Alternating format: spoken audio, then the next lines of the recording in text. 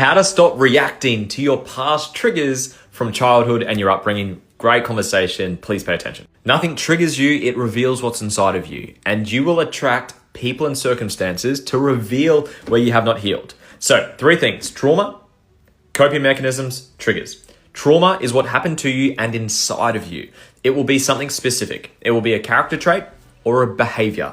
Examples: rejection, abandonment, control, manipulation, abuse, lying, anger, list goes on. There's 4,628 traits that human beings can display. Whatever ones were painful to you, that were bad, wrong, shouldn't have happened. That's what a wound is. That's what, quote, trauma is. A coping mechanism is what you do to overcompensate, overcome, protect, and hide this trauma. Third, the trigger. Something reminds you of the trauma, activates the coping mechanism. That's why I said nothing triggers you, reveals what's inside of you.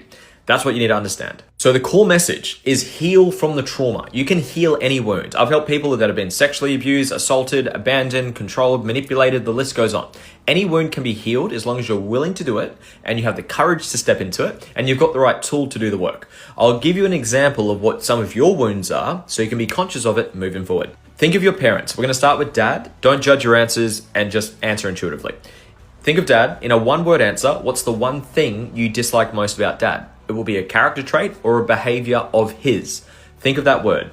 Now, answer that 2 more times. So 3 one-word answers for dad. Anger, controlling, lying, dismissing, suppressing, ignoring, list goes on. Find those 3 words. Once you've got your 3, do the same thing for mum. What's the one thing you dislike most about mum? Find those words. Doesn't mean you don't love this person. I love my mum. I love my dad. But answer those questions. Once you have your words or your answers from those questions, recognize these are wounds of yours. So when someone does these things to you, it triggers you into a coping mechanism. This is how you become aware of your triggers. Become aware of when you get triggered or when you project onto someone. When you judge someone, you're projecting something of you within them. It's a mirror. Let me use another example for you. Think of someone you don't like. I know you're so loving and caring, but think of someone. Now, in a one-word answer, what's the one thing you dislike most about that person? It actually might be one of your mum and dad answers, by the way. These are wounds of yours. Until you heal these wounds, you're going to keep getting triggered and reacting to them. The goal is to heal. It's to find your wounds, which your triggers and projections will do that for you. That's the mirror of life, if you've heard of that. Become aware of it, then do a healing process on it. You need a coach, you need a therapist, you need someone to help you with the healing process, then heal. And then those triggers and reactions will go away.